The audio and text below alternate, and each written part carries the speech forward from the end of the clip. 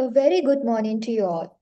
It's my absolute pleasure to extend a warm welcome to each one of you to this free online webinar on Personal Data Protection Act organized by CSET Private Limited.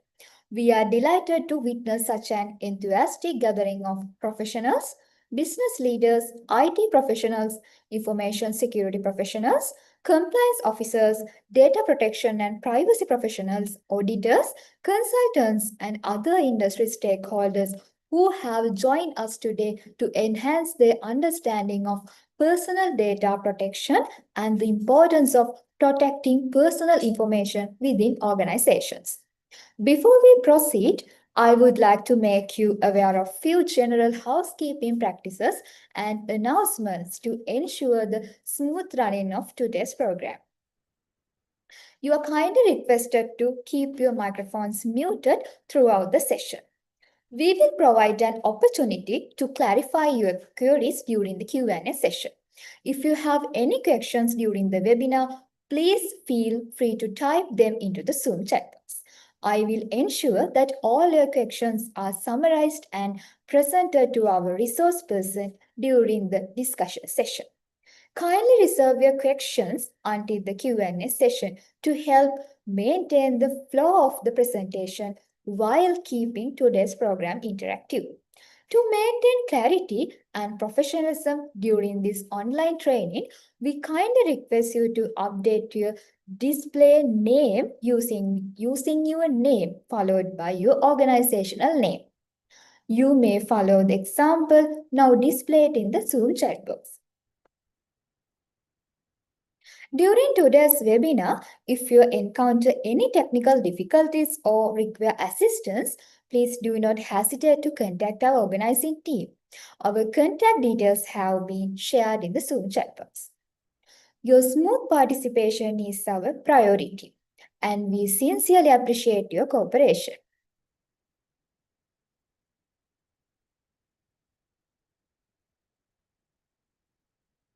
Now, let's transition to the next segment. I am pleased to share a brief introduction to CSET Private Limited and our services. CSET is a SLAB-accredited leading certification body providing internationally recognized accredited certification services. We operate in accordance with internationally accepted standards while maintaining professionalism, competence, confidentiality, and impartiality throughout all our certification activities. Our accreditations include ISO IEC 17021 for management system certifications and ISO IEC 17065 for product certification. These accreditations provide confidence that certifications issued by CSET are credible, reliable, and internationally recognized. At CSET, we are committed to providing our clients with the certification experience that stand out through professionalism, technical competence, and efficiency. Our experienced team is dedicated to delivering high-quality, cost-effective certification services while supporting organizations throughout their certification journey. When you choose CSET, you are not simply selecting a certification body. You are choosing a trusted partner committed to your continual improvement and business success.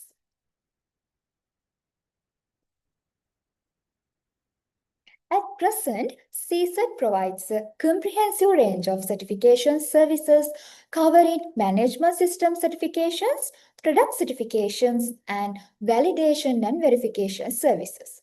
Our management system certifications include ISO 9001 for quality management system, ISO 14001 for environmental management system, ISO 22001 for food safety management system, ISO IEC 27001 for information security management system, ISO 45001 for occupational health and safety management system, energy management system, business continuity management system, privacy information management system, and HACCP certification. Under product certifications, we provide GMP certification, GMP for cosmetics, SL organic certification. We also provide greenhouse gas validation and verification services. Our strength lies in our commitment to quality, impartiality, technical competence, and customer satisfaction. Our audit team consists of highly qualified and experienced lead auditors with extensive sector-specific knowledge. We continuously strive to provide efficient, timely, and cost-effective certification services while adding value to our clients' organizations. We are proud to be accredited for both management system certifications and product certifications. Our certification activities comply with internationally recognized accreditations requirements under ISO IEC 17021 and ISO IEC 17065, ensuring confidence and credibility in every certification we issue. Apart from certification services, CSET also conducts lead auditor training programs, internal auditor training programs, lead implementer training programs, awareness training programs, customized corporate training programs, professional development programs, and free technical webinars. These programs are designed to enhance professional competency across various management systems and industry sectors. Now I would like to briefly explain our certification process. Upon receiving an inquiry, we will send the relevant application form. Once the completed application is received, we will issue our proposal or quotation. After acceptance, we commence the certification process. The first step is the adequacy audit, which is an off-site document review. This is followed by the stage 1 audit, conducted on-site to evaluate the organization readiness for the stage 2 audit. Thereafter, we will conduct the stage 2 audit, where conformity to the relevant standard is assessed. Any deviations identified are categorized as major nonconformities, minor nonconformities, or observations. Following successful closure of findings, the certification committee independently reviews the audit before the certification is granted. Management system certification remains valid for 3 years, subjected to annual surveillance audits. After 3 years, a recertification audit will be conducted to renew the certificate for the next 3-year cycle. Next, I would like to introduce our upcoming training programs and webinars. We are pleased to announce a 2-day practical training program titled From Compliance to Confidence. This program is specially designed to enhance food safety management and auditing skills within the hotel industry. We warmly invite hotel industry professionals, food safety personnel, quality professionals, internal auditors, chefs, food and beverage professionals, and other relevant personnel to participate in this valuable practical training program.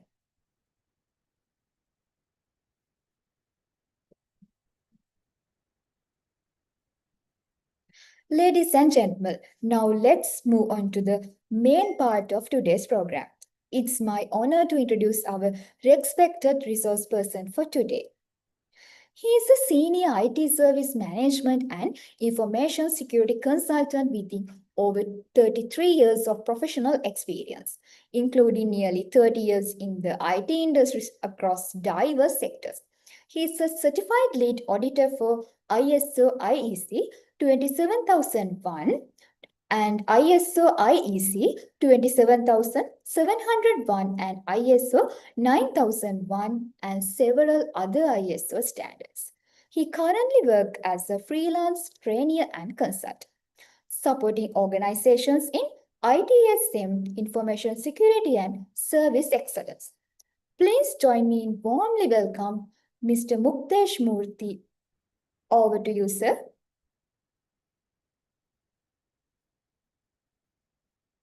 Thank you. Can you hear me, all of you? Can you confirm you can hear me? Yes, sir. We can Yes. hear. All right. So, morning, all of you, and uh, thank you for the introduction. This is going to be an overview on the latest, I think, Personal Data Protection Act for Sri Lanka. We have had quite a few other sessions that we did for GDPR and for 27701. Just to let you know, there are close to around 170 plus data privacy rules and regulations which are there in the world right now, and they're almost as similar to all the others. Only some of the concepts would be a little different, or should I say, specific to that particular country. Now, having said that, most of this has been lifted from the mother of all standards, which is GDPR. So, after all this, I will also give you a small confirmation with respect to the difference between GDPR and PDPA. Now, having said that, the first piece that I always like to start off is with the assumption on what is considered to be processing of data.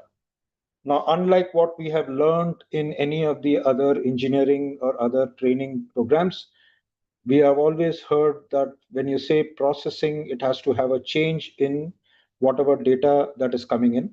So a data gets input, and then there's a process, and then there's an output. But unfortunately, according to the Data Privacy Regulation Acts, Article 4 of GDPR, any of these activities that you do, whether you collect, you use, or you destroy, is called processing of data. And why am I bringing this up? Because this is consistent across all the 170 different regulatory acts, whether it is for Singapore, whether it is for UAE, whether it is for Sri Lanka, whether it is for GDPR, it is for US, which is CCPA or VGPA, any of the regulatory acts that you may think of, this is what is going to happen. Whether I'm obtaining, I'm recording, I'm accessing, I'm storing, even if I send data to you, you are also under the scope of processing of data. So it is a very radical change compared to what you would have heard or seen in any of the other places. So processing of data, according to the Data Privacy Act, if you are collecting or you're using, which includes altering, organizing, sharing, transferring, or including destruction, where you're erasing, destroying, anonymizing, shredding, any of these will come under the scope of data privacy. So you'll have to be very careful. Tomorrow, if someone comes and says, are you processing data? And you say no, and you do any one of these activities, you will be in trouble.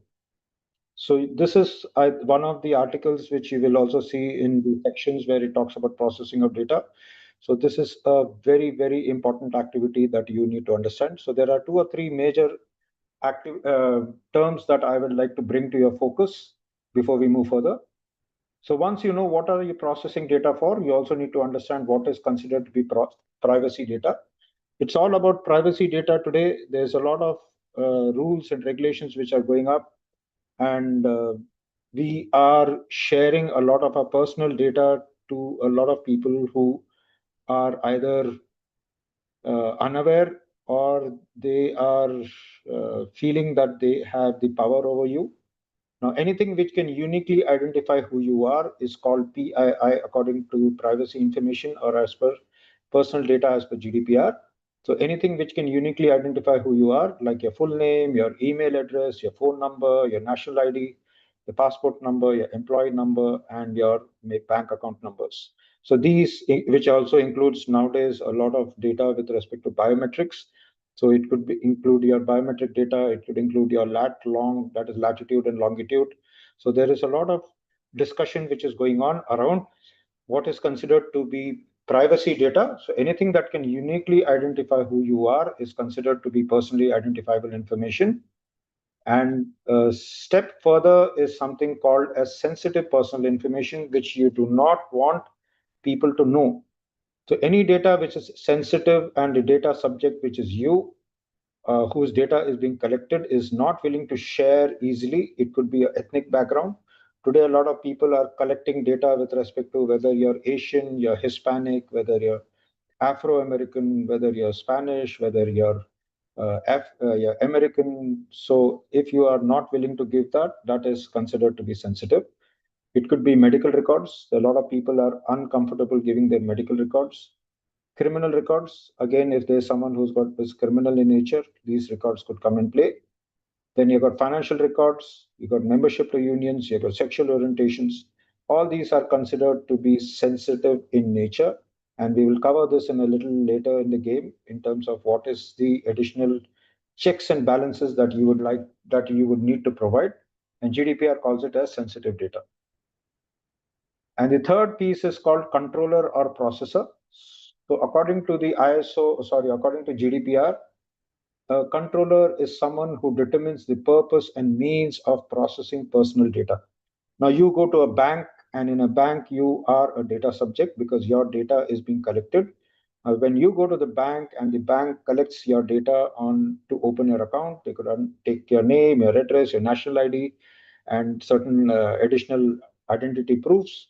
So they are called as controllers. So they are deciding what can be done with respect to your personal data. And a processor is one who processes on behalf of the controller. If the bank decides to outsource the data, some of the work to a third party vendor for maybe generating reports or for filing taxes, then he or she becomes a processor. And this particular person or this particular organization works on behalf of the controller. And there are cases where the same organization can be both a controller and a processor. Example being, suppose I'm a CEO of a company and I decide to process the HR recruitment data, which includes personal data. So the CIO, that is the Chief Information Officer who reports into the CEO, will process the personal data. So in this case, the CEO is the controller and the CIO is the processor, because the CEO instructs the CIO to do work on his or her behalf. And in the same case, the CIO then goes back to his table and then calls his own manager. So for employees in the IT department, the CIO decides to process the same HR data for applicants with IT experience and instructs the manager, the software development team, to design a software to generate a report on skills available. So in this case, for the same personal data, the CIO becomes the controller and the manager becomes the processor. So it all depends on where you stand, ladies and gentlemen.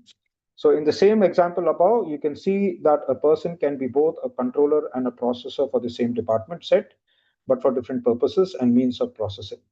Now you need to understand, when you are a processor or you're a controller, who are you? Are you someone who can change the data? If you change the data, then you're no longer a processor, you become a controller. The processor has to work on behalf of the controller. This is a very, very important activity. I have been doing audits for 27701, which is the equivalent from ISO for certification.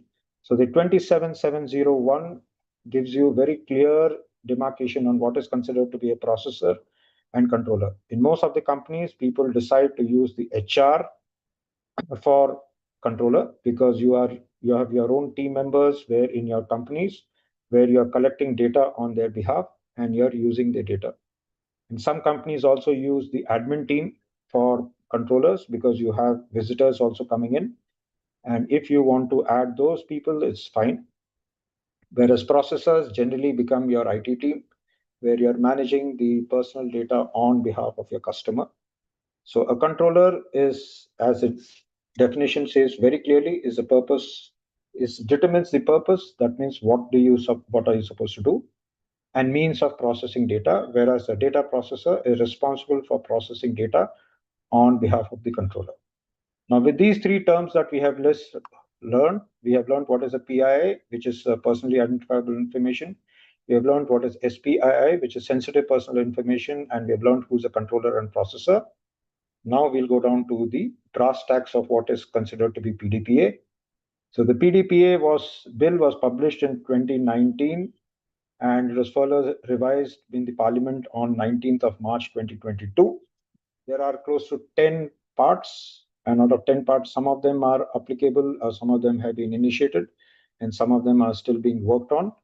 So you have the Data Protection Authority of Sri Lanka, which was established under the PDPA in August 2023 to regulate personal data processing and protect individuals' privacy. This authority is committed to ensure that all entities, both public and private, adhere to legal obligations set out in this Act. So, by securing personal data and promoting regulatory compliance, the authority aims to foster growth and innovation in Sri Lanka's digital economy. So, this is a very, very important department, which has the authority which has been created to understand personal data protection. Now, there are a lot of companies, and I'm sure all of you keep going to different companies. They keep collecting your national IDs and collect your different personal data.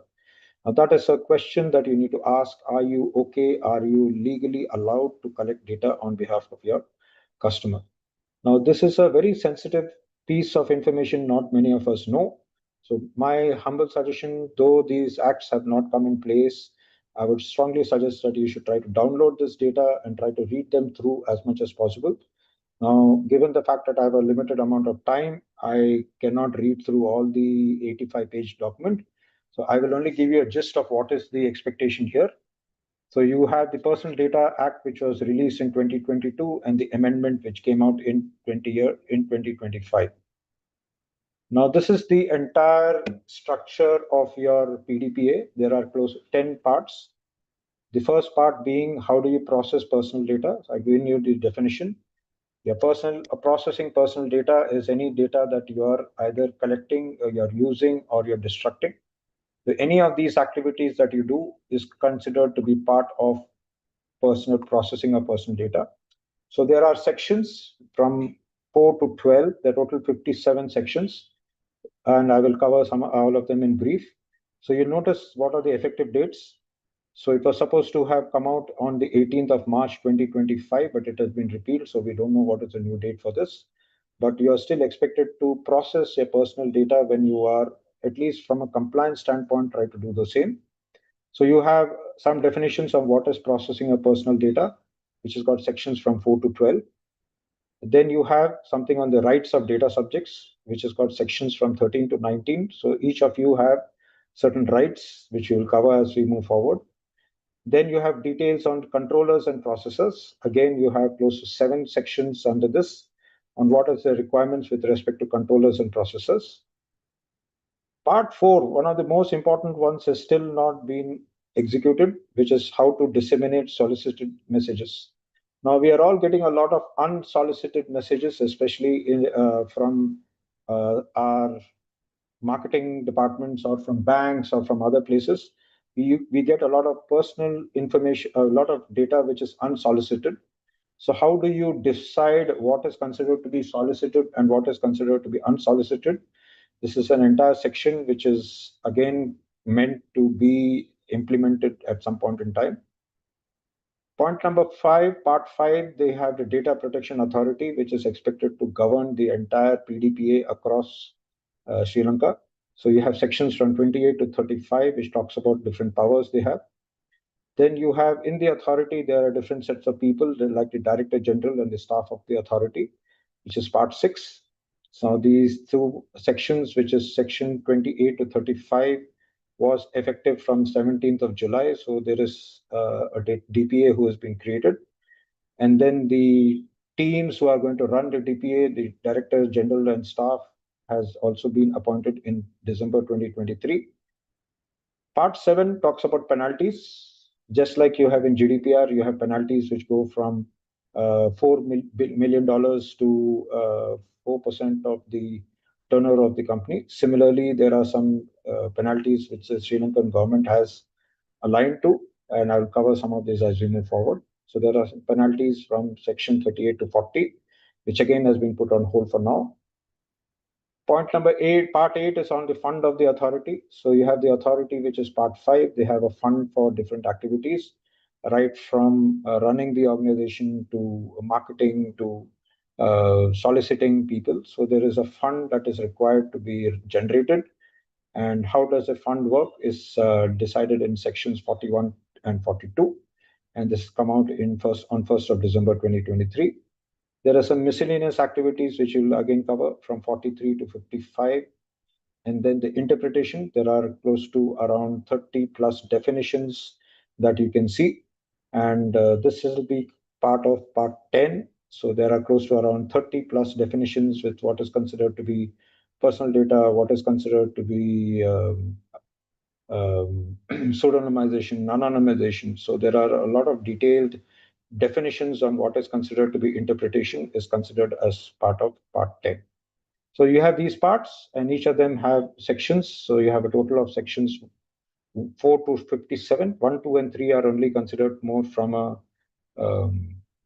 you'll have a look that it is only meant to set up the standard. And you have only sections 4, 5, 6, 8, 9, and 10, which are presently legally allowed, but then all the others are expected to come out any point in time. And based on the gazette that has come out, we will have to watch what the new gazette is and release the same. So there are parts from 4 to 10, and then you have schedules from 1 to 6. Schedule 1 talks about the conditions of lawful processing. How do you process? What are the different conditions for lawful processing? Second, how do you process special categories of personal data, which is Schedule 2? How do you collect consent, which is an important activity again? All of us at some point in time have to give a validation that my data is expected to be collected in a manner which is being accepted by all of us. So there is a consent that you need to work with. Schedule 4 talks about how to collect data with respect to criminal investigation. Again, a very critical aspect that we are looking at. Third, we are looking at Schedule 5, it talks about collection of personal data.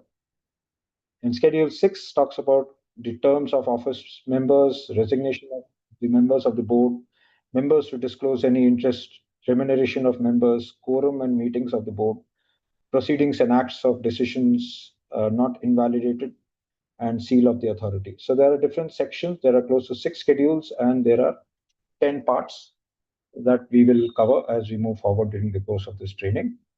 Now let us try to understand what each of these parts are.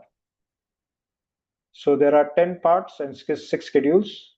And like we mentioned, July 17, 2023, Part 5 was established by the creation of the Data Protection Authority. Part 5 was brought into operations and which enabled the president to appoint the chairman and board of directors for the DPA. December 2023, you're supposed to have come in operations, but we have some activity which is repealed, so we have to work around the same. This act, like any other act in other geographies, in India it is called DPDA, which is the Digital Privacy Data Act. In Sri Lanka, we call it the PDPA, and this act is wholly or partly within Sri Lanka. The controllers and processors should be domiciled or established in Sri Lanka. What do I mean by domiciled? They should be owned or they should have been created in Sri Lanka. So the controllers and processors in question should have been established in Sri Lanka or they should have been domiciled in Sri Lanka. It should be related to the offerings or goods or services to data subjects in Sri Lanka. Even if my company is outside Sri Lanka, but my data subjects, that is the people whose data I'm collecting, their services or goods should be offered in Sri Lanka. And it should involve the monitoring of data subjects' behavior in Sri Lanka. So this act that you're seeing, the PDPA Act, is meant for people who are either in their controllers or processors are domiciled or established in Sri Lanka, or they are offering goods and services to data subjects in Sri Lanka, or they are involving the monitoring of data subjects' behavior in Sri Lanka.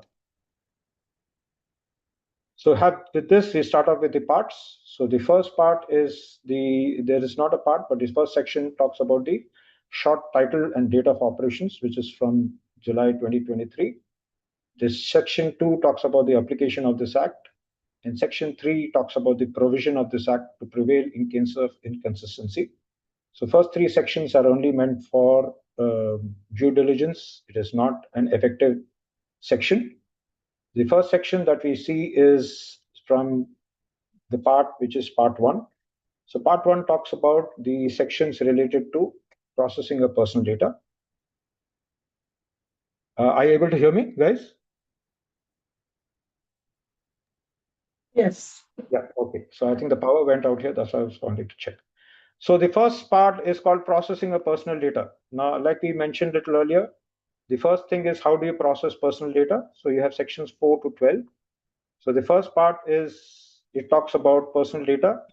So the part number 4 talks about compliance with the data protection obligations. So what obligations do you have with respect to the data protection activities? So as a controller or processor, what obligations do you need to meet with respect to your data processing?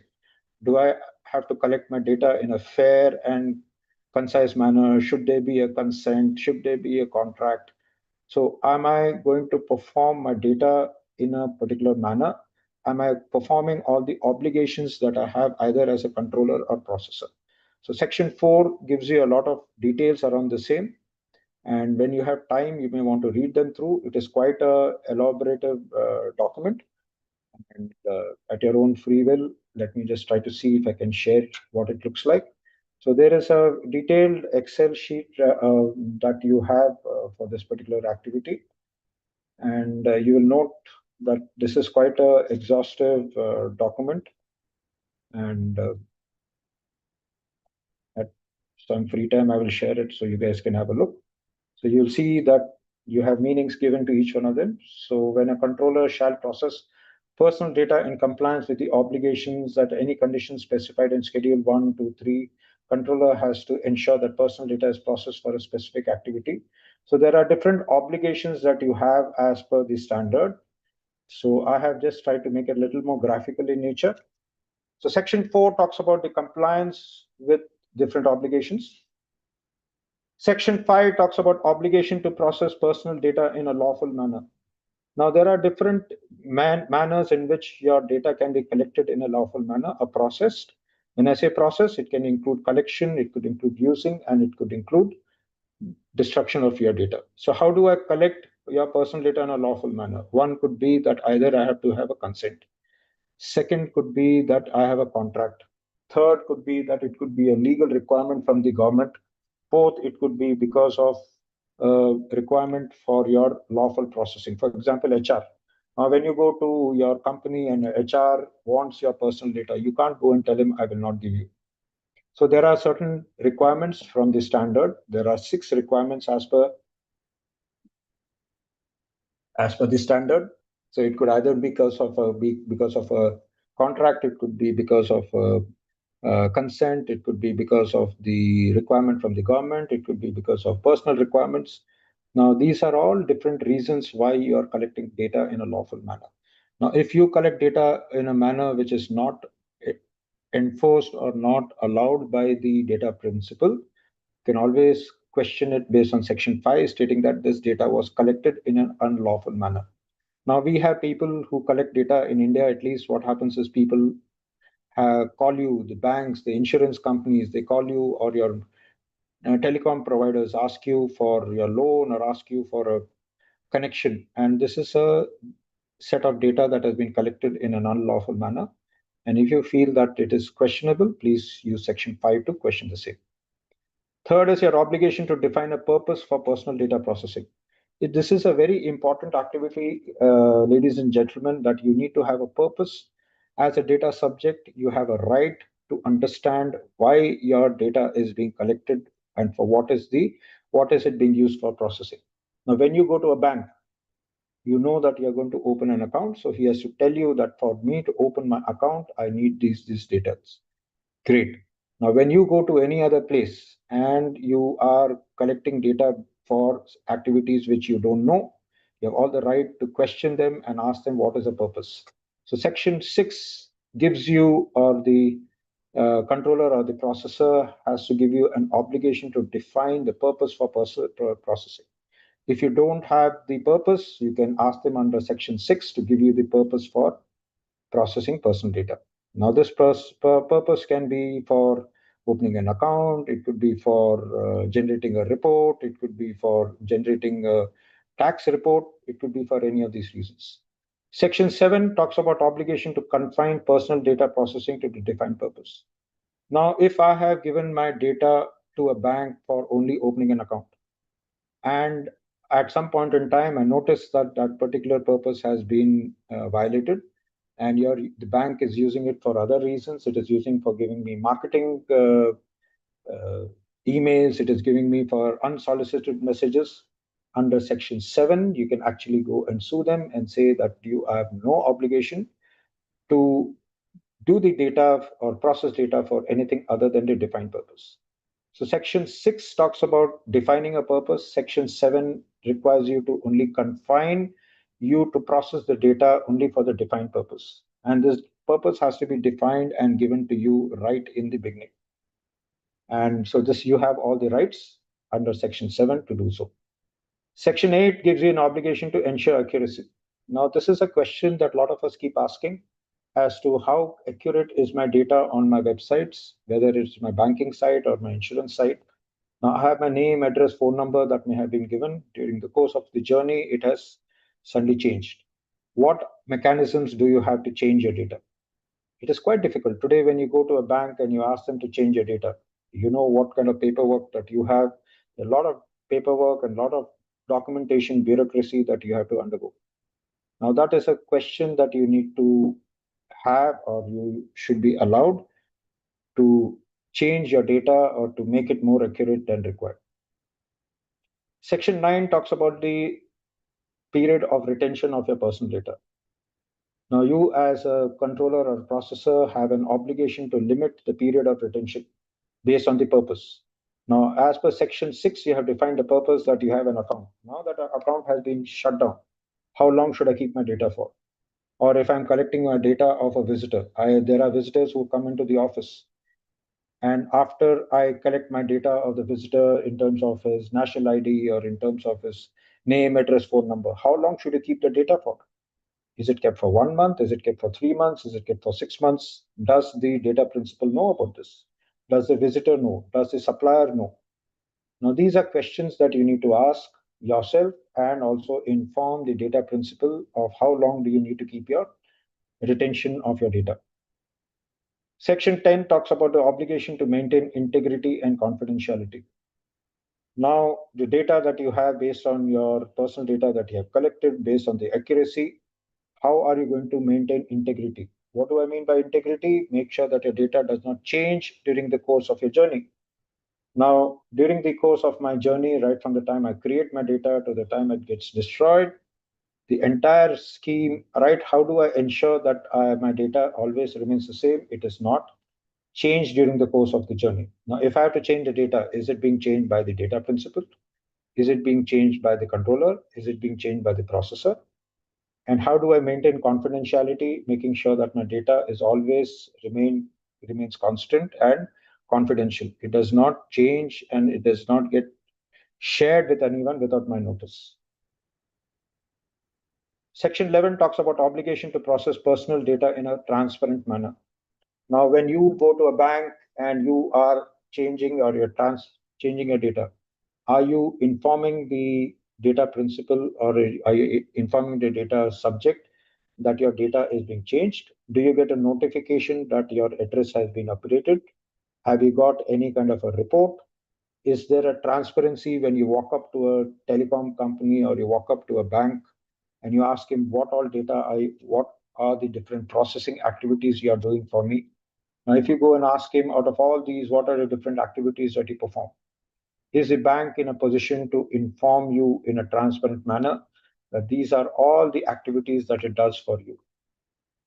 Now, as part of your activity, your obligation to process data in a transparent manner, now the bank and the data principal, both of you have to be very clearly informed what is the data that you're processing and what is it being used for? What is the purpose that you have? Section 12 talks about accountability in the processing of personal data. Now, as a controller or as a processor, your data that you are processing, you have to have accountability. What do I mean by accountability? You have to take ownership. If any of the data breaches for some reason, whose neck will go at stake? Whose neck will be caught? Now, you need to have an accountability that if something happens, you will take ownership and you will inform the clients or the others that there is a challenge in the way the processing is happening. And if you have to inform the processors, or if you have to inform the data subjects, or you have to inform the data processing authority, the regulatory body, who does this, how is it done? So part one talks about the entire schemes right from section 4 to 12, talks about how personal data is to be processed. And you can look at the standard for more details about the same. So I've just put the headings here. Then coming down to sections 13 to 19 are again very important to each one of you as to what are your different rights that you have as a data subject. Now, who is a data subject? A data subject is someone whose data is being collected. A person's data that is being collected is called a data subject. Now, what rights do you have as per the Act? Section 13 talks about right of access to personal data.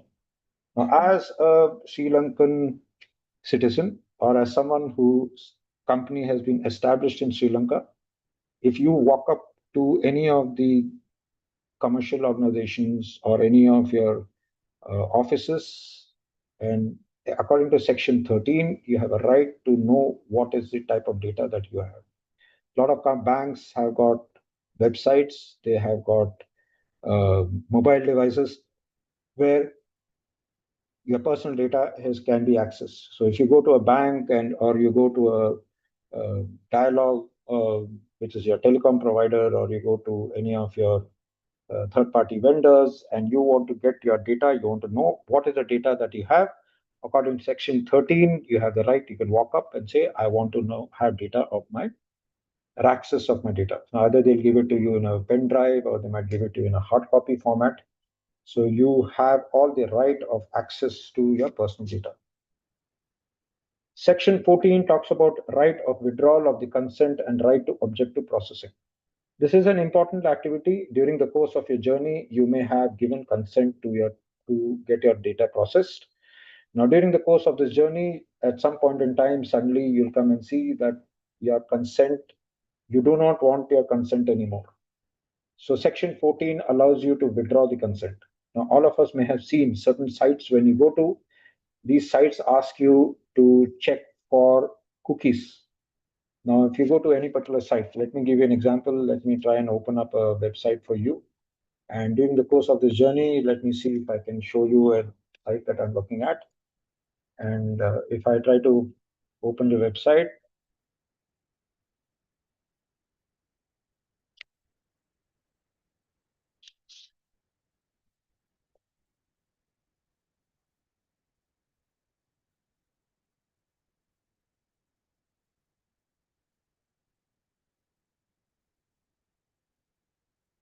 now if you now there is a website match going on. Now, if you see some of these places, it will ask you for your cookies. Now, this is what is called as consent that you have to give. Now, you also have an option to withdraw the consent. Now, some of you may have seen in different emails, they give you this process to unsubscribe to your consent. So you may have given consent to do certain activities. Now, during the course of your journey in the emails, it will suddenly say that you can withdraw consent by unsubscribing. So you have to give them a right to withdraw consent and to right to object to processing. So if you feel that at any point in time your data is incorrect, or you do not want to get any emailers, you have all the right to tell them that I do not want you to take this process anymore. So you have to give the data subject the right to object to processing or to withdraw the consent. Section 15 talks about rectification of inaccurate data, similar to what we spoke about in the previous talk about accuracy. So section 8, to ensure accuracy, you should also give them the right to correct your data. So there should be a website, or there should be a place where you're allowed to go and change your data in whatever format. And then you can either they'll give an OTP, or they can go to a website, or you can go to a call center. So there should be mechanisms on how to rectify inaccurate data. So this section 15 allows you to get your data rectified. Section 16 talks about right of erasure, that is right to forget. Now, this is a little different from section 14. In section 14, I do not want you to process my data anymore. But in section 16, I want you to delete my data. I do not want you to use my data in any format at any point in time. I need you to forget my data. So this is called as erasure. Whereas in 14, I'm only asking you not to do a particular set of processing.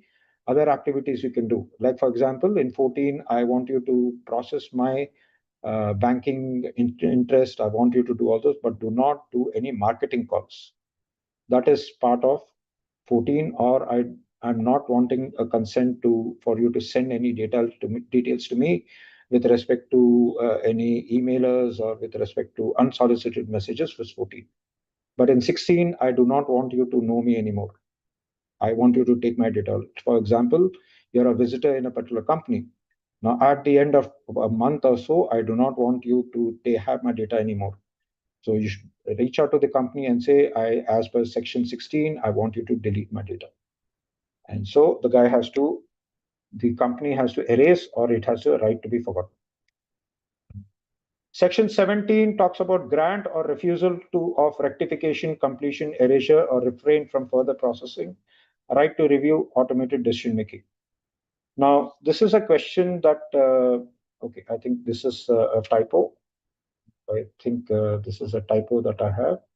You can just give me a second.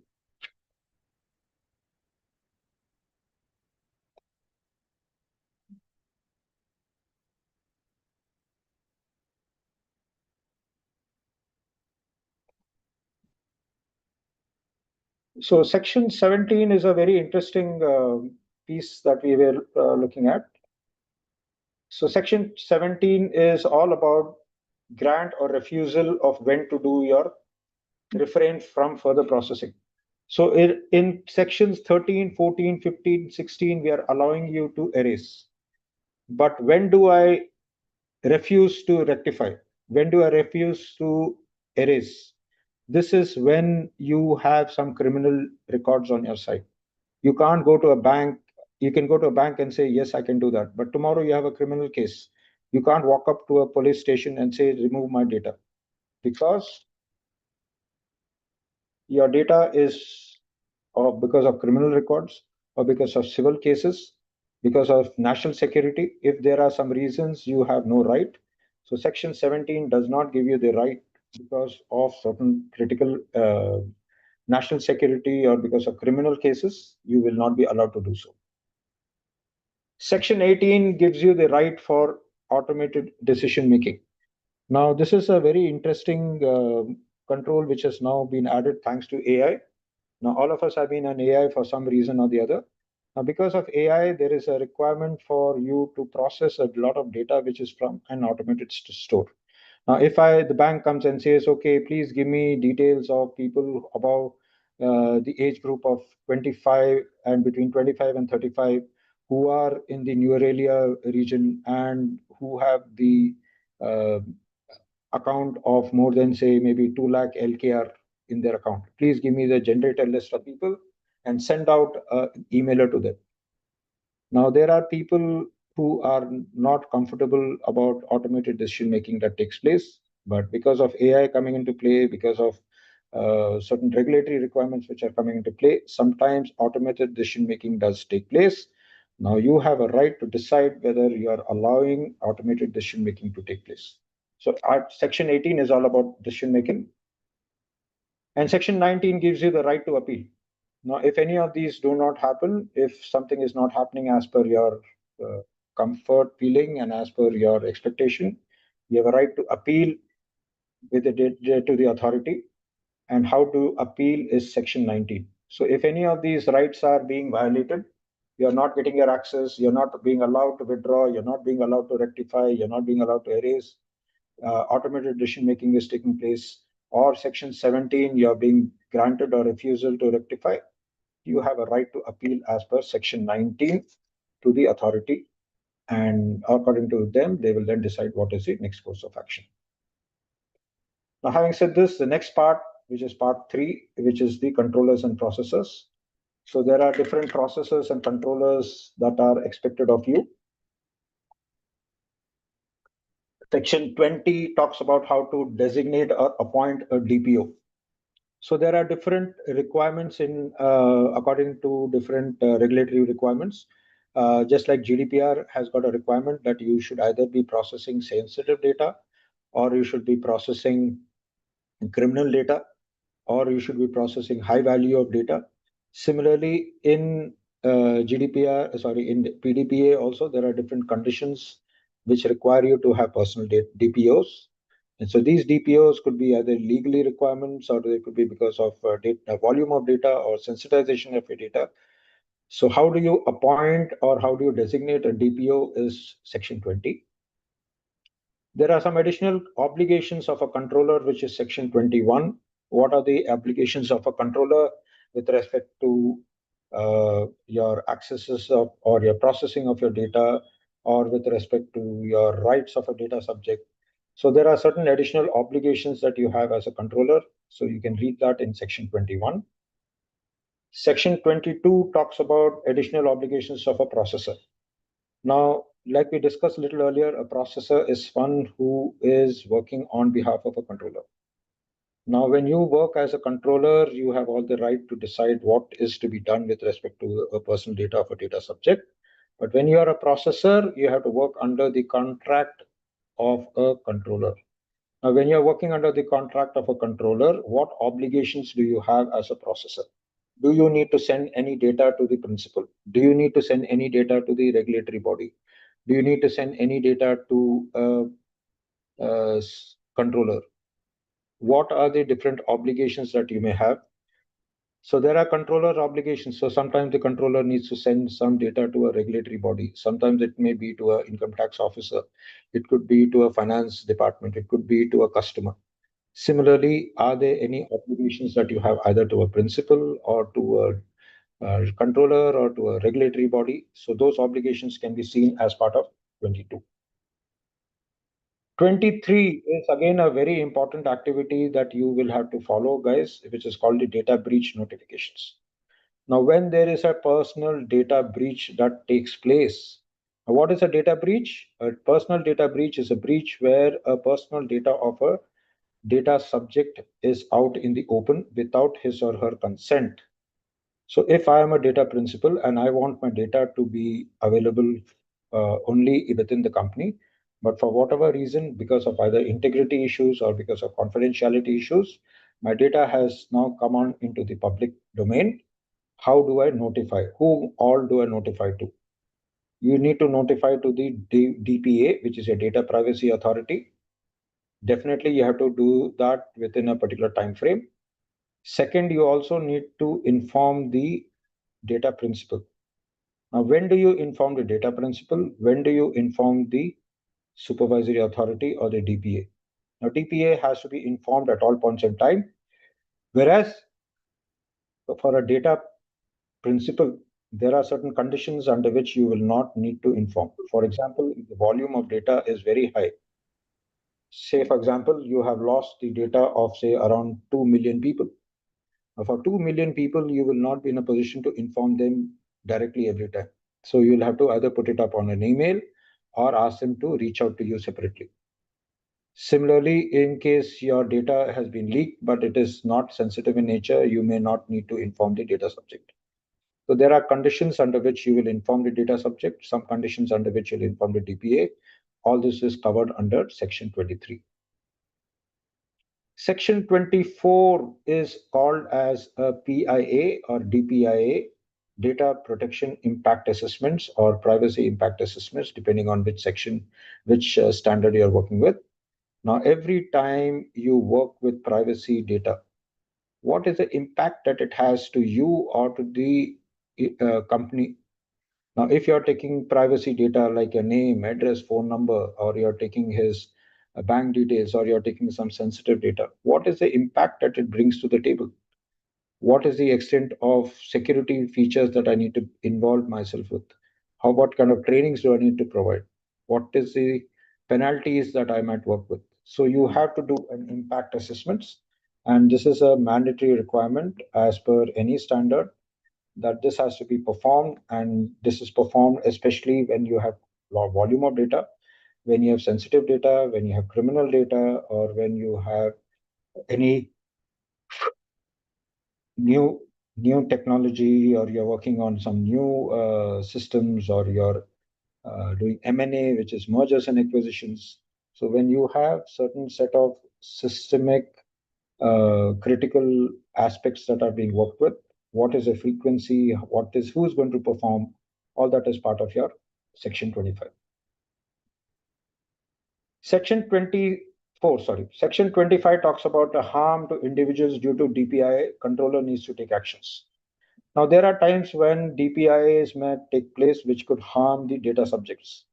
Now, this can happen in case you are working with sensitive data, you're working with data which is criminal in nature. Now, when you have to do a DPI, or you're doing a DPI for someone's salaries, or you're doing DPI for appraisals, during the appraisal time frame, you're doing an impact assessment, and then someone's personal data gets leaked, or someone's bank details or something comes out, and if it's going to harm the person, how do you handle this? There is a concept called witness protection program.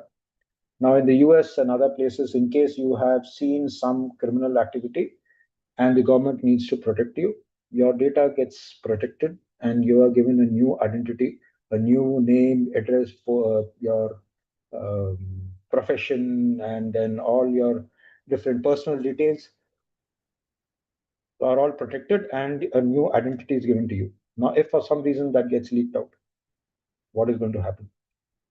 So you have to do an impact assessment, and according to 25, section 25, if you are due to the impact assessment, there is going to be a harm to individuals, the controller needs to take actions and it has to inform the DPA of the same. Section 26 is about cross-border data flow. This is about information transfer, which is an important activity, along with the fact that you have got processing of data only within Sri Lanka. If you are an office, which is into, which we discussed a little earlier, you are talking about these access to your data, which is only within Sri Lanka. I think I just covered this a little earlier, which was the slide where I covered this. So we covered this in the slide deck here. Yeah. Now, your data, for what we discussed a little earlier, your data wholly or partially is within Sri Lanka. But if you have an office which is, say, in Sri Lanka, but you have a branch office in Dubai or a branch office in Singapore, how do I transfer data between? Do I need to transfer data? Number one. Am I allowed to transfer data? Number two. What checks and balances do I have to shift or to transfer data between Sri Lanka and any other country? The any other countries are called third world countries, which are countries which are not within Sri Lanka. So am I allowed to transfer data? What is the mechanisms that I have to allow data to be transferred between maybe the controllers and processors, or between processors themselves, or between controller and controller? How do I check for my data transfers is part of section 26. So your controllers, you have sections from 20 to 26, which talks about cross-border flow. So this is your part number 3 that we just covered. Part number 4 is the one which is right now still under review. It's still not up. This talks about how to work with solicited messages to data subjects by controllers. What are solicited messages? Messages which are meant to be, which is agreed between the controllers and the data subjects. It is solicited. If I want to ask for a notification that my data has been that my check has been updated, or I need to get data of the fact that my bank transactions have my bank has created a new person for adding or deleting payees. So when you have data that you would like your controllers to send to their processors or to the data principals, so these are called as solicited messages. Now these messages are expected to be still under purview. So according to the DPA Part 6, which addresses the use of personal data to disseminate, will come into operation between 24 and 48 months from the date of the act as certified by the speaker. The exact date is yet to be determined. So how to decide what is considered to be solicited messages has to be decided by the controllers and by the principals. Both of them have to decide what messages am I okay with. Now, I have a warning in my bank that if there's any amount greater than, say, 30,000 rupees, Indian rupees, that message has to come to me that the bank has credited it money. Or if there's any money that is going out, for every ATM transaction, that message needs to come to me. So you need to decide what are the different messages that the principal is allowing the controller to use, and these are called as solicited messages. Anything other than this is considered to be unsolicited. So part 4 is only about the solicited messages. Part 5, I've got sections from 28 to 35. It talks about what is the roles of a DPA. So section 28 talks about the establishment of a DPA, which is called a Data Protection Authority. Section 29 talks about what is the constitution of the board of directors. So under the DPA, there are different boards of directors. So how do you constitute them? What is the kind of skill set that you require for the board? Are they people who are required from the industry? Do you need people from the government? Do you need people with knowledge of the of data privacy? What is section 30 is talks about the chairman of the board. So among the board of directors, there needs to be a chairman. What is the number of people that you need? Generally, in a board, you need to have odd number of people, which could include anything from 5, 7, 9 members in a board, so that during a voting there is no challenge. So who are all parts of the board? Who is the chairman of the board? And what is the tenure of the board? How long is the board kept for? It is kept for a period of 3 years.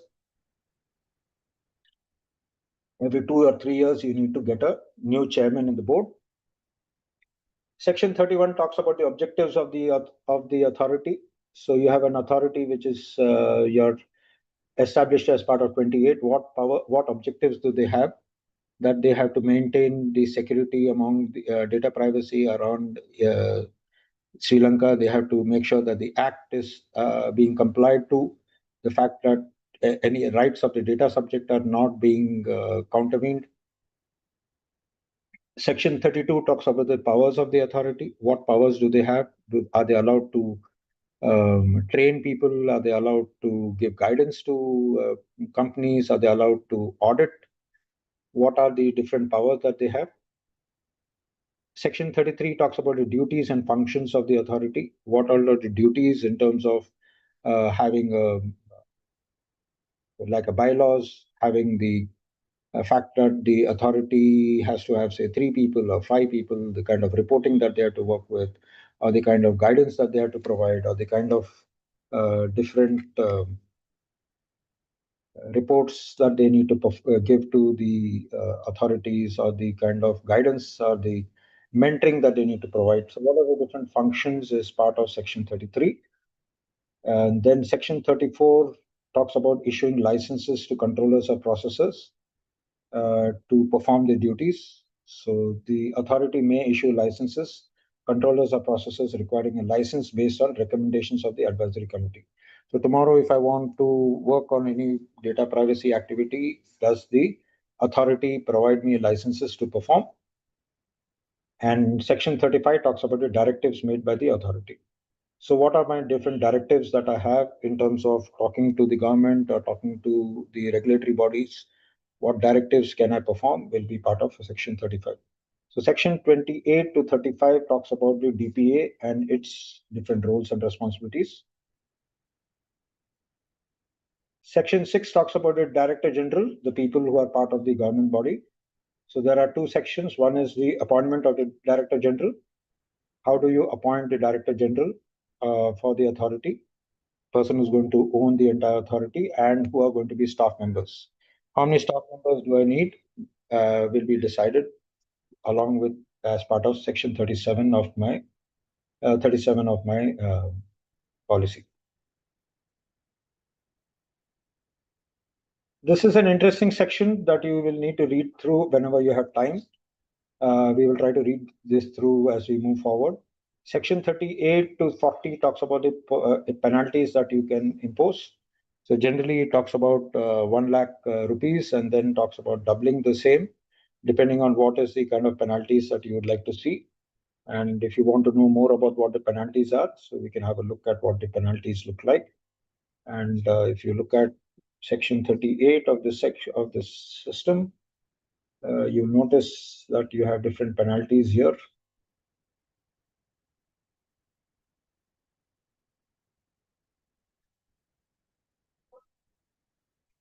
So you have section 38, yeah. Now you can see some of the penalties here. It talks about equivalent to around 10 million rupees. And then there are other penalties which can go up to twice the amount. So how do you impose the penalties? And how do you collect the penalties is all part of section 38. So how do you impose the penalties to people? Is it done on your own? Is it done by complaints? So if you look at GDPR, GDPR has got a very large section which talks about data principal can give a penalty, or it can be the data protection authority giving a penalty, depending on where the data breach has come from. So did the breach come from the principal? Did the breach come from the did a breach come from the data privacy officer? Did it come from the public? Now, based on this, the data protection authority can decide what is the penalty is all about. So, how do you impose penalties is part of 38. What matters do you consider when imposing a penalty is part of 39. Now, this is an interesting piece, guys. You have to understand what could be the trigger points for you to decide how to impose a penalty. Now, if I am doing it for the very first time, or I'm doing it repeatedly, or I don't have any controls in place. I repeatedly, as a controller, do not have any checks and balances. I don't have any controls put in my system. I don't have a DPO assigned. What are the volume of violations that I have, or what is the criticality of the violations? How many times have I informed the company or the controller that there are leakages happening? What is the kind of support that I'm providing to the customer, to the DPO, DPAs, my bad, authority. So am I very cooperative? Am I non-cooperative? What are the different features that I am allowing that will decide the volume of penalties that I have? Exemptions, restrictions to imposing a penalty. So these can also come up. According to section 40, there are certain exemptions that you may have, or certain restrictions that I may have, 2%, 4%. Who has got how have I informed the person? Is there a leakage only of my name, address, phone, or is there a leakage of my critical data? So how do I decide what is the exemptions that I'm going to get based on whether it's a government body or is it a defense body? If it is a defense body and say, for example, I'm a police guy and my data gets leaked, I cannot go and raise a penalty and say that, that this guy has leaked it out. It is a public requirement. Like in India now, suppose there's a national disaster, like floods are happening in a particular state in India. There are floods. Now, because of floods, there are some emergency numbers that have been given out, and those emergency numbers are meant to help the next of kin or their relatives to understand how to connect with the people. Now, in such kind of a scenario, someone comes and says my data has been leaked. That is not allowed because I cannot raise a penalty if it's meant for some natural and for your personal faith. Now, if it is meant for your personal health, then these exemptions can be read. So section 38 will tell you what are the different penalties that I have. Section 39 talks about what are the different penalties, what are the different matters which will result in a penalty. Is it because of my rights of my data subject are lost, or is it because of my um, transfer of data without my access? Is it because of my consent not being given? What is the section or sections under which you can impose the penalties? In section 40 talks about what are the exemptions or restrictions to impose the penalty. Then we come down to your part number 9, which is talking about the funds of the authority. Section 8, my bad. So there are funds. How do you manage the fund of the authority? Now you all understand that nothing is free. So there are different aspects that are being that you need to look at with respect to how much money do I get because of the penalties or because of the managing the team members. Now you have each of you have your director generals or you're looking at your different aspects. Now how do you make sure that you're getting funds? Now there is no free lunches. Everyone has to work for the activity. So how do you work on the funding is part of 41, and 42 talks about reporting of your for the financial year.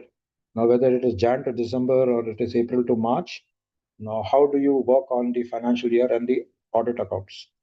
So the department that you are working with, whether it is your DPA, now each of them have to report their performance, or what is the amount of penalties that they have collected, what is the amount of expenses that they have met because of training or because of other activities. That has to be defined and reported as part of section 42. Part 9 has got a lot of miscellaneous activities. Now we have all done till now. We have done the part 1 to 4, 10. Part 1 was all about how to process your data. Part 2 talks about the rights of the data subject. Part 3 talks about controllers and processors. Part 4 talks about how to disseminate solicited information. Part 5 talks about having a DPA. Part 6 talks about the Director General. Talk 7 talks about penalties. Now 8 talks about the funding and 9 talks about miscellaneous. There are different activities that you'll have to do over and above this. Power to borrow. So tomorrow, if the data DPA wants more money, how is it allowed to borrow money in case it needs more money from the system? Either he goes to the government or he goes to the corporates or he goes to the public. What are the different ways to collect money to run your authority? Comes under section 43. Section 44 gives you delegation of the powers. Now you have certain powers that were given to you in your part number 7. So there are different powers that were given to you as part number 5. Now, how do you delegate this power? If you don't have your core team members, but you want to give it out to someone else. So you may want to outsource this activity to some other company or to some other department because because of the skill set or because of jurisdictional issues. Now, if you want to delegate the power, section 44 allows you to delegate to someone else. Section 45 allows you to delegate the power of functions of the Director General. Now, if the Director General is traveling or because of some other issues, maybe the criminal case, Director General is absent, if he has to give his powers to someone else, Section 45 allows me to delegate the power to a different person. Section 46 talks about the expenses to be paid out of the fund of the authority. Now, what are the different expenses that I can allow you to pay? Do I need to pay for training? Do I allow you to pay for travel? Do I allow you to pay for accommodation? What are the different expenses I can pay is out of 46. Just like any other section, you also have to review the performance of the authority. If on a regular basis, maybe because based on feedback given by the company or based on feedback given by the controllers or by the government or by data subjects. So there are different ways and mechanisms under which your authority has to be reviewed. So section 47 talks about how to review the performance. Section 48 gives you an annual report in terms of not only financials, which you saw earlier, but also about how have you behaved, what are the different penalties that I've covered, what are the different set of companies that I have penalized, the number of trainings that I performed, the number of DPIAs that I have performed. So you are giving an annual report of your entire behavior of your company in terms of your authority, in terms of your performance of your trainings or the compliance performance, etc. So section 47 gives you a detailed review of the same. Section 48 was the annual report. Section 49 talks about the protection of officers from suit or prosecution. This is an important activity, guys. Just like you have in DPOs are also protected everywhere. If the DPOs are not protected, they will never be able to do their jobs. They will not be comfortable doing their jobs. Similarly, there are some protections or insurances that the authority is covered from. No one can put any frivolous case on them. Well, they feel like, so they're all indemnified. So based on certain powers that the authority has been given by the government, so they are protected from certain suits and prosecutions. So there will either be some due diligence done. Only after due diligence will they be allowed to do. Otherwise, some of these cases will be thrown out of the window. So there are always cases where the DPAs or the privacy authorities are always under the fire because they are questioned for their role. If they are always questioned, they will never be able to do the job. So this Section 49 protects them from frivolous cases. Section 50 talks about all officers and employees of the authority deemed to be public servants for the purpose of penal code. So because the authority is a government-run activity, it is sponsored by the government. So all the officers and employees are expected to be public servants for that duration, for that time frame. So they will be covered under the government's rules for that point in time, for that tenure. So Section 50 talks about the fact that all these people are deemed as public servants, so they'll have to be treated so. Section 51, authority deemed to be a scheduled institution for the purpose of bribery acts. So tomorrow, if you are questioning someone or you're accusing one of the members in the authority for any unlawful treatment, and at this point in time, this authority can also be deemed as an institution for the purpose of bribery. So under Section 50, they are public servants, which means that they have to work as under the garb of publicity as a public authority. Whereas if they are bribery cases, they will be treated as an institution, which means that there is an absolute amount of fairness, and so you can be questioned under the Bribery Act. So you cannot come and say that I'm a public servant and this does not come to me. So Section 43 to 51 has been covered. The next part is 52 to 55. So under Section 52, the authority makes rules in respect of recruitments, terms of appointment, employment, dismissals of various officers and employees and their powers. So 52 talks about how the authority can allow you to hire people in terms of recruitment, how to appoint them, how to employ them, how to dismiss people, and what employees' powers do they have, what is the functions, including powers of the Director General. So under 52, the authority allows you to recruit people, allows you to appoint people, allows you to employ and dismiss people based on their powers and functions, including giving them the payment of remuneration, decides what is the amount of money that they should have. Section 53 talks about regulations. What are the different regulations that they are covered under? Is it only Sri Lanka office, or is it also other countries that they need to be regulated under? In EU, that is the GDPR, there are 33 countries. So each country had its own regulations, plus they had the EU. Similarly, under this, do you have any provinces? Do you have any states under which you have to cover? That has to be there. 54 talks about official secrecy. You have to understand that everything works under confidentiality. So what works in one country or what is these cases in one state cannot be opened up in another place. So there is an absolute amount of secrecy that you need to work with. So section 54 talks about absolute official secrecy in terms of what is being discussed. 55 talks about difficulty arising in giving effect to the provision of this act or rules, regulations, or orders made under this act. So if there's any difficulty that is coming up because of this provision, you can read section 55 and that can be questioned and that can be spoken to the authority. And they can come up and say that we have these kind of implication challenges or implementation challenges. And section 55 will allow you to highlight those difficulties that you have in implementing the rules, regulations, or orders made by this act. So section 43 to 55 is part 9. The last part is all about interpretation. So there are a lot of definitions.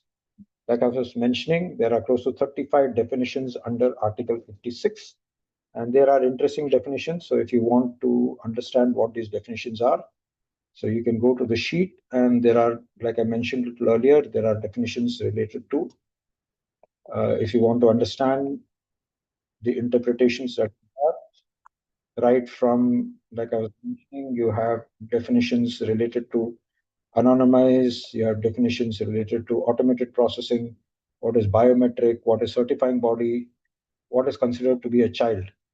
This is important, guys, because a child is anything below 16 years of age, according to the PDPA.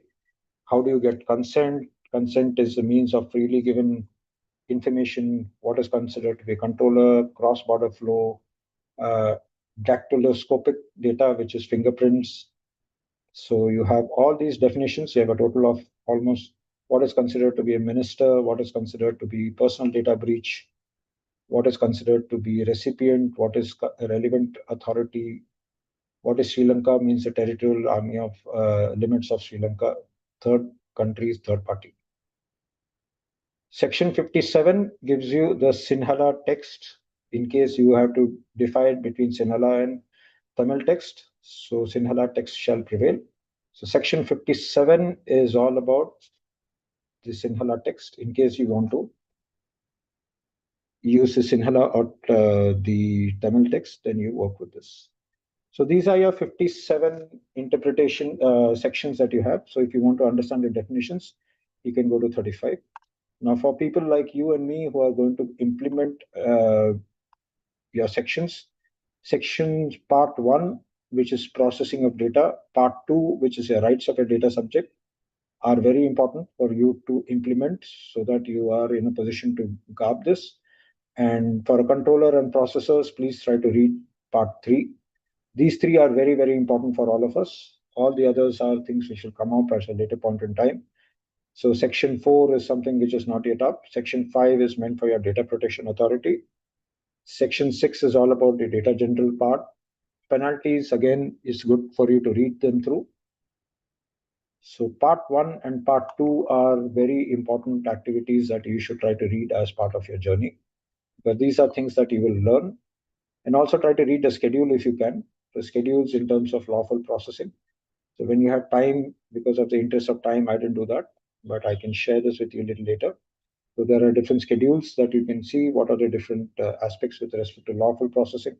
You have to get consent, you have to have a contract, you have to have a legal requirement, it has to have health and safety issues. So there are close to almost 7 different requirements. What are the conditions that you're going to process your specific data? How do you process criminal data? How to collect the personal data?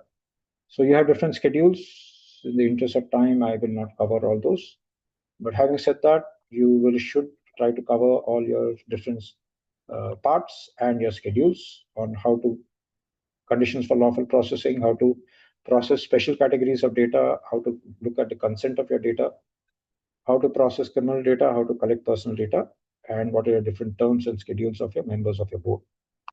Now, with this, we then come down to the questions that you may have. But before that, I would like to cover, given the fact that you have a mother of all standards, which is GDPR, what is the difference between GDPR and PDPA? GDPR came out as the mother of all standards. It came out effectively on the 25th of May 2018, whereas PDPA effective date was 4 years later, sometime in March 2022. And GDPR is fully operational. And just like I mentioned earlier, PDPA is yet to be fully operational. Only certain phases are operational. Right now, only the part 5 and 6, I think 6 and 7 are operational for you. If you notice here, only your part 5, part 6, 8, 9, 10. These are the 5 parts that are fully operational for now. All the others are yet to be implemented. So you have the DPA who has been created, you have a Director General who has been created, you have the funds for created, you have the miscellaneous activities and the interpretation created. All the others are still under play. So there is still an option for you to decide how to work with your. So PDPA is still out and running. When I went to your company, some of you are still not aware of what your journeys are. So the interpretation is still in place. So only phase one is done. So phase two is still in place, and phase three is still sometime yet to go.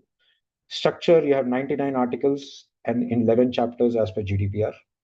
So those 99 articles is there for all of us to consume. Whereas in PDPA, you have 10 parts and you have 57 sections and 6 schedules. And the last slide that I have for you is I'm going to spend some time again. The scope of GDPR applies to all entities processing EU data or based in the EU, whereas PDPA applies to all entities processing Sri Lanka data or based in Sri Lanka. So the difference in GDPR applies to all entities processing EU data. EU has got 33 countries, and Sri Lanka has all the data that, like we mentioned earlier, for people who are either domiciled in Sri Lanka or are processing data for Sri Lanka people, whereas GDPR is only meant for EU data or based in EU. Penalties 10 million euro or 2% of the turnover, or 20 million euro or 4% of the turnover, depending on the criticality or depending on the type of cases that take place. Whereas in Sri Lanka, for PDPA, for the first instance of non-compliance, a penalty not exceeding 10 million Sri Lankan rupees may be imposed, which means the first time you may not need to exceed more than 10 million euro, but for subsequent non-compliances, an additional penalty of twice the amount imposed for previous non-compliance may be levied. So what happens is, in the first case, we are looking at 10 million rupees. 10 million Sri Lankan rupees may be imposed only for the first instance for the company. And if there's subsequent non-compliances, an additional penalty of twice the amount may be imposed. So there is a very clear demarcation that the first one will be 10 million, but for subsequent non-compliances, it will be twice the amount. Now, if I look at GDPR, if you give me a second, there are different sections under which is not there in ISMS. So there are different sections that you have in GDPR. Now, let me just show you what I'm talking about.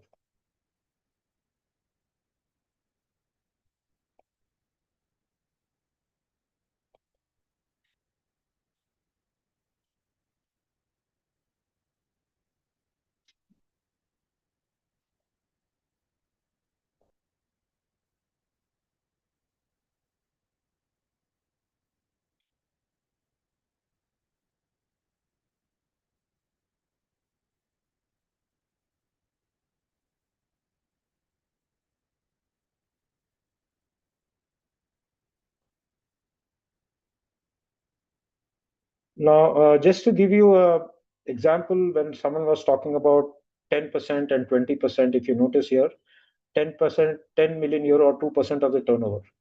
Now, in this scenario, if you notice, according to GDPR, any of these articles that you see, if I'm going to validate or invalidate a child's consent, or I'm going to process data without identification, or data protection is not there with respect to design, you are aware that there are 99 articles. If I'm not certified, if data protection officer is not given, so anything on the left button, left flank will take care of 10% of the turnover, 10 million euro or 2% of the turnover. And on the right button, we have anything which impacts the processing of personal data. I'm not processing lawfully and the consent is not being given. I'm processing special categories of data without permission, as not transparent. My information is not being collected from the data subject. Rights of the data subject is not there, or my transfers are not correct. In any of these cases or all these cases, I might give a 10 to 20 million euro. So 10% if for anything on the left side, 5% or 2% of the turnover, 4% of the turnover or 20 million euros on the right side. Whereas under the penalty clause of Sri Lanka, there is no bifurcation. You will only get up to 10 million euro, 10 million Sri Lankan rupees. And if it is a subsequent non-compliance for the same penalty, same thing, you'll still get a same issue. So there's no bifurcation. So any of those articles, sections that you get under PDPA, you'll get 10 million or you'll get 20 million. So there's no bifurcation. And GDPR is primarily places responsibility on controllers, whereas PDPA also imposes direct accountability on the processors. So GDPR is more controller driven, whereas PDPA also imposes equal amount of accountability on the processors. So with this, I will leave you for any questions that you may have. Apologies if I've been a little concise on this. This takes a lot more time, but I was only given 2 hours, so I thought I'll give you 1.5 hours on this, and then I'll leave the rest of the time, around 20 minutes, for questions. So, are there any questions that you may have?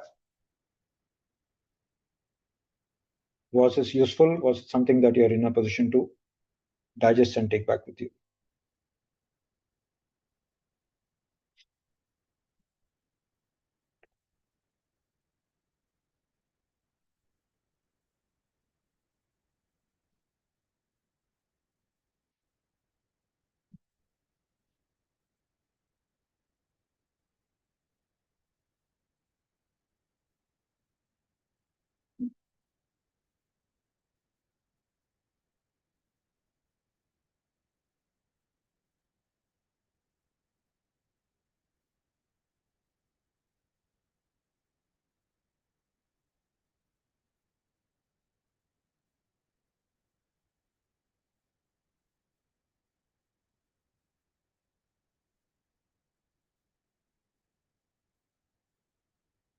Much appreciated if you can briefly discuss on the obligations of entities in light of attached Gazette notification. So let's see what are the obligations that you may look at.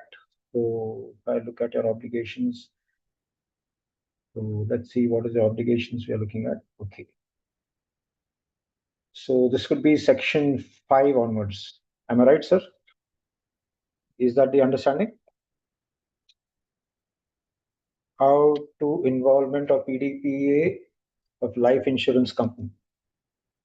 Okay, so let's start off with the obligations. So let's read the obligations to start with. Let's look at your sections. And this is a free download. I have downloaded it from the net. Let me just try to show you what is the obligations that you have.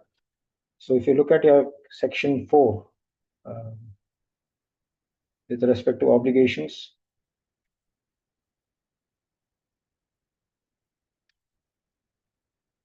oops, where am I?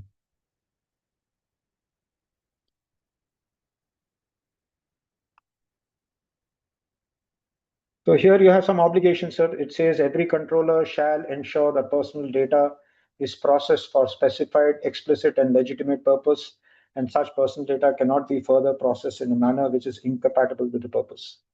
So this is your obligation that you have, that it cannot be processed for anything further. Subject to the provisions of Section 10 of this Act, further processing of such personal data by a controller for archiving purpose, research, historical, should not be considered to be incompatible. So there are different obligations. My suggestion would be if you can just read through all of them. Obligations to confine personal data, that it should be adequate, relevant, proportionate to the effect. Controller shall ensure that personal data is processed shall be accurate, kept up to date. Every controller shall ensure that the personal data that is being processed shall be kept in a form that permits identification of data subjects for such period. Now, this is quite an exhaustive document, sir. My suggestion would be if you can just read this through. In the interest of time, I only gave you the briefing, but my suggestion would be if you can just read through all of them and cover this, that will be really something that you can take with you. With respect to Dinushi's involvement of PDPA for life insurance company, very important, guys. When you're giving a life insurance, not only are you collecting your data of your person, but also the data of your nominee.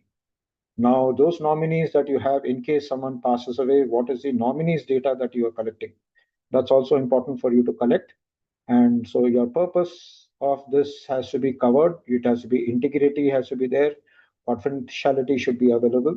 And you also have to ensure that your data is kept clear. and you're not misusing the data after the end of a nominee should not get troubled with any additional marketing gimmicks that you are looking at. So your life insurance should always be covered with respect to integrity. Do GDPR companies need to follow GDPR along with PDPA? Yes, in case you're accessing any personal data of people in Europe. Now, GDPR, the scope is simple. The scope says, if you remember what I just showed you earlier, your scope in this particular data talks about your data implications to GDPR. Now, if your company is based in Europe,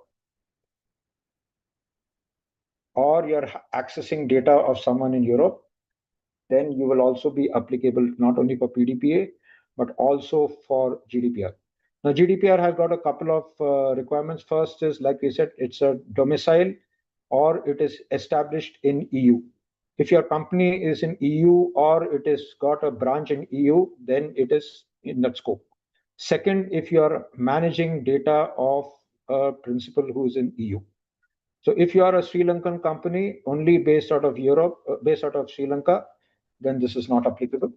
But if you are in Sri Lanka, but you have a company which is allowed to operate out of, who's got also working with GDP with Europe entities, then you will also be applicable for GDPR and PDP. All right, what is the next? There's a new type of cybercrime related to deepfakes which are created using AI. Where people use personal data for spreading misinformation. To what extent PDPA gives protection for these activities? PDPA doesn't give protection. Right now, there is no separate technology that you have.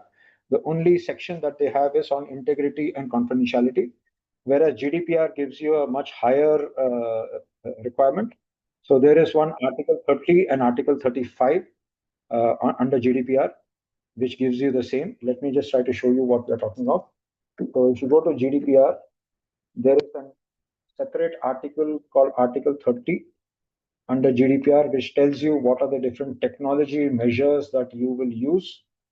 So if you go to Article 30, you notice here there's security of processing, Article 32.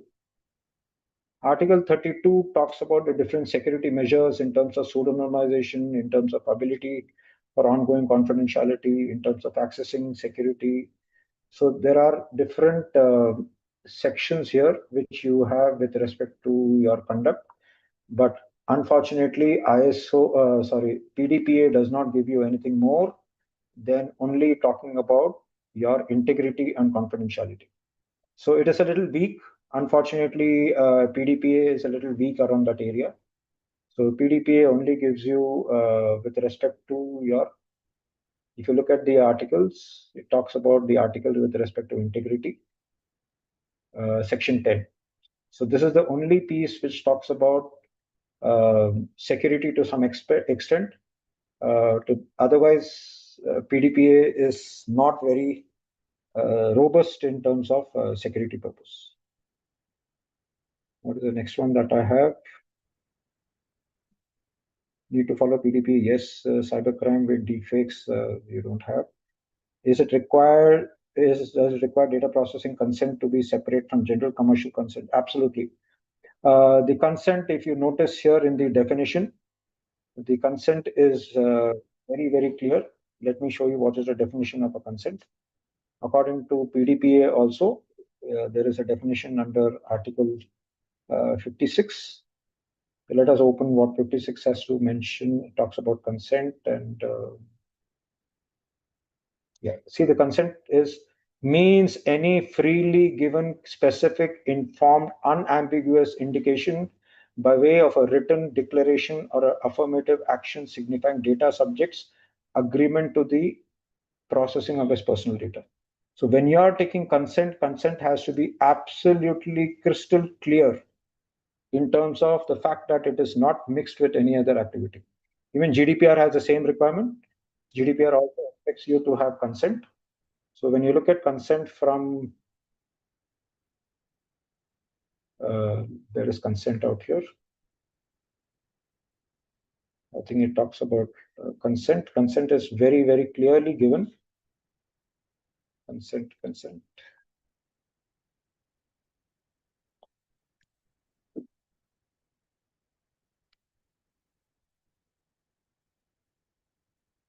conditions of consent. If you see this Article 7, when processing is based on consent, controller should be able to demonstrate that data subject has consented to the processing of his personal data. If the data subject's consent is given in the context of a written declaration, the request for consent shall be presented in a manner which is clearly distinguishable from other matter.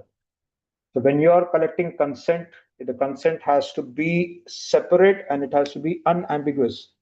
Your standard also, PDPA also talks about it to be very, very clearly given that it has to be given in an unambiguous manner. So you cannot put it along with 10 other items and say that consent has been given. So it has to be very, very clearly given and it has to be expected of you. So what are we talking about? Okay, consent is given. If a Sri Lankan company is hosting the data on cloud, which have the data centers out of Sri Lanka, but the data is purely from Sri Lanka, should they consider GDPR as well? GDPR is only if the data you're handling is GDPR. Please understand, guys, GDPR is only for EU. GDPR does not mean that it is encompassing for the entire country. GDPR is in case you are handling any data which is from EU, only then GDPR will come into play. Where is your data center hosted? If your data center is hosted in EU, then it could be questioned. If your data is on cloud, just check that out. What is your contract with? Is your contract with AWS Sri Lanka, AWS US? Then those governance bodies will need to come into play. But if your data is purely from Sri Lanka, then only PDPA will come into play. So it all depends on where your data is hosted for you to take this up. Can you please explain business case on Sri Lanka insurance sector in line with cybersecurity and cloud adaptation implementation? I don't understand this question, but yeah, let me just try this out. Sri Lankan industries insurance sector, someone was also talking about the fact that if your insurance sector is based out of Sri Lanka or your company is based in Sri Lanka and you have customers out of Sri Lanka, you will need to be applicable to PDPA. So Sri Lankan insurance sector, very clearly your insurance sector, but your data principles are out of Sri Lanka. You got principles, that is your data people are out of Sri Lanka, then they will come into play. Whether it is cloud, whether it's anyone else, your data subjects are out of Sri Lanka. So you have to be careful. And when we spoke about this also a little earlier, your scope of your team members are that it is either wholly owned in Sri Lanka or it is for database in Sri Lanka. Your people should be based out of Sri Lanka. And this is also discussed a little earlier in your case also. In question, we spoke about this, where we said that your team members have to be, this is what I think we discussed a little earlier. Your act applies to wholly or partly within Sri Lanka by controllers or processor domiciled or established in Sri Lanka related to the offerings of two data subjects in Sri Lanka. So in your question, you were looking at the fact that your insurance company may be cybersecurity, could be cloud-based, but if you have people out of Sri Lanka, then you are PDPA, you need to be PDPA qualified, which means that you're collecting data of your Sri Lankan team members, or it is based out of Sri Lanka, or it is domiciled in Sri Lanka. Any of these cases, you will be responsible for this. You may be a company which is based out of US, but if you are collecting Sri Lankan team members, only those people will come under PDPA. Am I making sense? Only those people out of Sri Lanka. You have 10,000 people out of this 2,000 are from Sri Lanka. Only those 2,000 people will come under PDPA, not the others. So your PDPA will only come into play for people who are wholly owned under the, irrespective of whether you are adopting in cloud or not, this is your requirement. How to register and inform DPO position to the authority? Now you will have, the authority will have an email address. So you look at your, clean up your authority and inform the authority. There'll be a requirement for you to understand your DPA has been created. Send out your email to them stating that this is the set of people that you have identified as part of your DPA. Financial transactions, FTRA requires a finance company to retain certain customer data for 6 years and after the end of the business relation. If a data subject requires to exercise their right to erase or forgotten during this mandatory rating, how should you finance company respond? You have an exclusion requirement there. under section 30. I think I mentioned this earlier. So those exceptions will have to be called out. So let me just show that to you. So if there's an exception to this case, that is something the obligation under section 17, you can tell them that this cannot be possible. So section 17 will tell you that as per this requirement, you also have a right to retain your documentation based on your details. Now you have, if you require, see here, there's an obligation to limit the period of retention. So as per this retention, you can tell them that it is meant for 6 years. Over 6 years, I will not keep it, but for that period of time, you have to maintain it because of government regulations. So that's something that you'll need to mention in your documentation. So the 6 year period under section 17, you can tell them that this has to be retained and you have no choice. After 6 years, you can then remove it. If a company originally collected customers' personal data for a specific purpose and company A is subsequently acquired by company B, can company B continue to? No. Your purpose is over. Once the purpose is over, company B can no longer take over. Company B has to reissue the purpose and take a signature from the subject A, because I, as a data subject, gave purpose only to company A. Now company A has folded it. You need to take specific approval again from company B with the data subject. So irrespective of the company size or size of data subject we process, or do we need to have data DPA in place? Please read that section. There are certain cases I mentioned earlier. If you are using specific sensitive data, or you're using data which is criminal, or you're using large volume of data, only then you need a DPO. Otherwise, you don't need a DPO. So look at that section and see what is the criteria required for a DPO. So there are exemptions, so you don't need to have in your all cases. There are only in specific cases that you need a DPO. When we maintain a database in cloud, what is the effect to PDPA? Again, I mentioned, I think I've already answered this earlier. If your data has got Sri Lankan related data, then you are liable for PDPA. If a Sri Lankan company stores personal data in a cloud platform hosted overseas, is it considered cross-border data flow? Yes. If you are uploading and there is a download happening, then it is a data flow. If there is no downloading, then there is no cross-border data flow. There is only cloud, but if there is a download also happening, because a lot of times when a download can also take place, you are uploading onto cloud and one of your colleagues on the other country downloads the data, then it becomes a data flow. If there is no download, then there is no data flow. What is the advice to give to people who are new to information protection to plan the journey into the starting phase?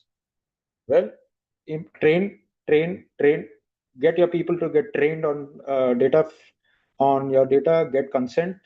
Two very big things that you need to do: get a consent for any data that you're collecting, keep it with you, get your retention period very clearly demarcated, train, and be very sensitive to any personal data that you're getting, and constantly keep getting advice from your consultants, and then go for a certification. Do not go for certification without first getting it implemented.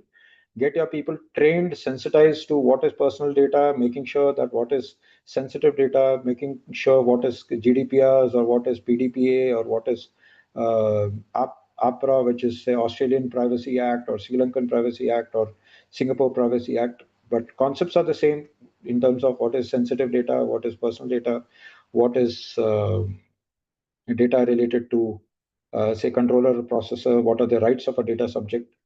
Implement it, run it for a while, and then go for your certification. But you have to get yourself trained. Today, the fact that you all have mobiles and all of you have data which is protected, why is it not done for your corporate data too? You should do the same. For if someone comes and asks you for your phone, you are very, very careful about it. So the same has to be there even for your for your corporate data. So who are new, train, keep yourself regularly trained, give yourself constant internal audits done, get your compliances checks done, and constantly aware, get your awareness done. And once you're comfortable, then go for your certification. Assume core systems all digital in cloud, Sri Lankan, how will it impact data policies in Sri Lanka? Again, the same answers have been, all of you are asking the same questions. In Sri Lanka, will it Will compliance be regulatory requirements? Do you need to consider implementation with local cloud? I think your questions are a little confusing, but anyway, let me answer this. Even though it is cloud, if it is outside Sri Lanka, you have Sri Lankan data there, you are under PDPA, irrespective of wherever your data is. So what are your data policies under Sri Lanka? All those which are our Sri Lankan data. If you have data from Sri Lanka and from EU, then both GDPR and EU will come into play, and PDPA will come into play. So you have to be compliant to Sri Lanka with PDPA. You need to be compliant to GDPR if you have got EU data. You have to be compliant to DPDA if you have got India data. So depending on whose data that you have on cloud, all those data privacy laws will come into play. And if you are downloading, then you also will be applying the data cross-border flow. So you have to be careful of whether you are allowed to transfer data from one country to the other. So you have to be a little careful, guys, that if you have data that is you are putting on cloud, that is one part, that is fine. But if the other guy is allowed to download data from the cloud, now I am sitting in, say, Germany, and I'm downloading data which is Sri Lankan data. You are allowing data flow to happen. First question is, are you allowed to transfer data between Sri Lanka and Germany? So those questions will come into play. How many countries are you allowing data to be downloaded to? So you have to be careful that though you are on cloud, if you are allowing data to get downloaded, only then cross-border comes in. If the data is not downloaded, then cross-border will not come into play. So to answer this question, all your systems, whether they're in cloud or not in cloud, if you have data from Sri Lanka on that particular cloud, then PDPA will come into play. If you have data from any other country, then those countries' data will come into play. A few clarifications related to mergers and acquisitions. If a company is acquired, who becomes the data controller? Well, it depends on who collected your data. So if my data, does a change in ownership automatically mean data has been transferred to a new controller? Theoretically, yes, but legally it is not, because legally there is no control that I have. Say, for example, I have my data given to Dialog. Now, Dialog as a telecom company gets get bought over by another company. Then the contract has to be rewritten. You have to take a rewrite of my contract because I have not allowed you. Your purpose has expired. So you need to get a fresh contract from me after the merger. It does not automatically go through. It legally, theoretically, it may make sense, but legally it is not. So you need to get a separate sign off from the company. What if the acquired company continues to operate as a separate legal entities? Doesn't matter. As long as you have a separate contract between the both of them, uh, that's fine. But the parent company that I signed with, company A that I signed with, gets bought over by company B. You have not, the data principle has not been signed off with respect to the contract. So the contract obligation is only with contract with say A, the purpose is over. Now that purpose cannot be rewritten, so you have to take a new sign off. If the acquiring company wants to combine the acquired company's customer database with what additional considerations arise? Consent. You have to take a consent, you have to take a contract, the contract has to be re-signed all over again. So it cannot be that you take it by default. The consent has to be taken, the purpose has to be obligations. Please read the obligations again. Obligations to the customer, obligations to the principal, obligations to the regulatory body. You have taken an obligation that you will only do this work for this particular area. You get merged, the merger has to be rewritten and the contracts have to be redone again. Can the Sri Lankan government store data out of Sri Lanka? Up to them. It's totally up to them if they want to. Whether they store or they don't store, your legal requirement is that they have to be applying the pointers related to the fact that data privacy for your data subjects where it's being stored. Sri Lankan government will ideally not allow, no government allows you to store data outside the country. Every country likes to keep the data within their own country. It is not healthy. It is not wise. If they do it, they are doing it on their own accord. That is up to the government to do so. I have yet to see some companies do that. If it is going private, so be it. But I generally don't see too many countries doing that. Good, great questions. Suggestions, please read the standard, please read the documentation. PDPA is coming into flow, and but more than that, I think you need to get yourself internally compliant. When I come to audit, I came to audit 2 months ago. You guys are still taking my name, address, national IDs without my consent. So you have to take a consent, guys. Make sure that you're collecting my consent. Make sure you're telling me how long your data has been collected for. So it is an important requirement. Whether you like it or not, this is going to come into play.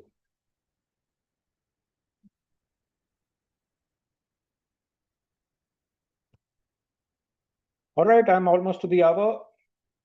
Great questions. I hope I made sense. I hope it helped you guys to understand that PDPA is coming into play.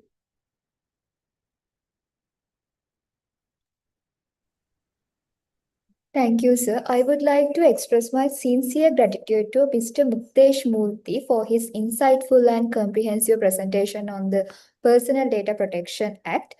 His extensive professional experience and practical knowledge have provided valuable insights into personal data protection, privacy, information security, compliance, organizational responsibility, and the importance of establishing effective practices for protecting personal information. The knowledge and perspective shared during today's session will certainly help participants develop a stronger understanding of personal data protection and its importance within their respective organizations. Again, thank you, sir, for your invaluable contribution and for sharing your expertise with us. Guys, I've also put up the download of the standard PDPA. So if any of you want to read it, please do so. And I also put the Excel sheet so you guys can read through both Excel format and also the standard. So whenever you have time, please read this through. And all the best, and hope this session was useful and was fruitful for all of you. And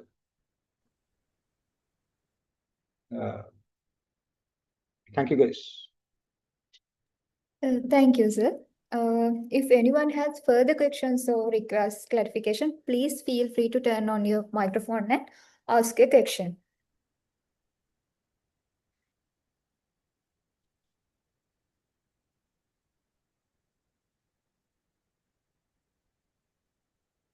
If there are no further questions, we may proceed the today closing session.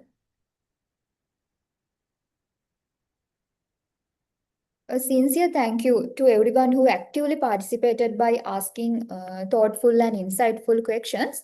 Your participation has made today's webinar even more meaningful.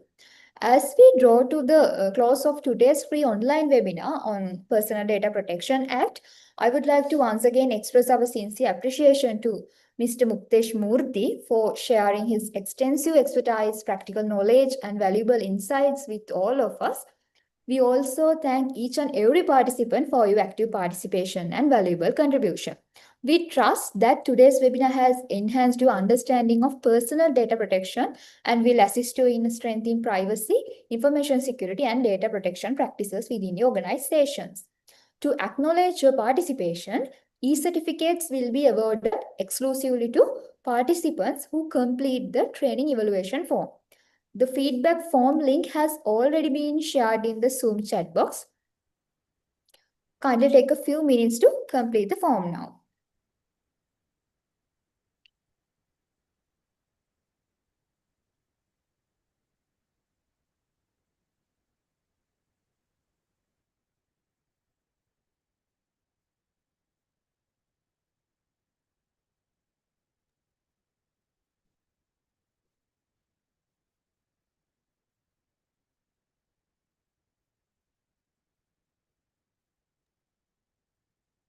Thank you very much for your valuable feedback. Now we move into the another special moment. Today we are creating another virtual memory book. We kindly invite everyone to turn on your cameras while we capture a few screenshots to remember today's wonderful session.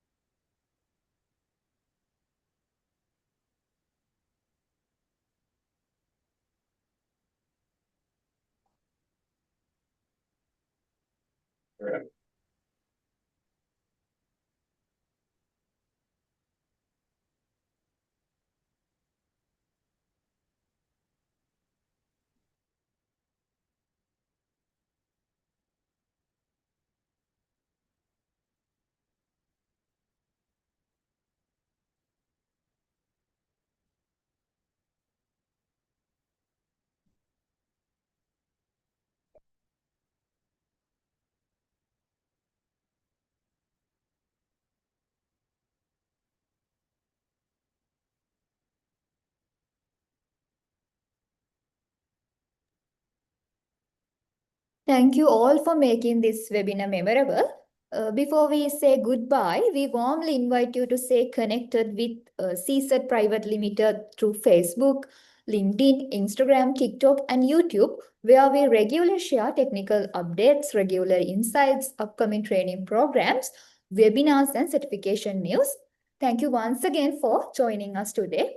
Have a wonderful day, stay safe, and we look forward to welcome you again at our future CSET programs. Thank you all. Thank you. Take care. Have a good day.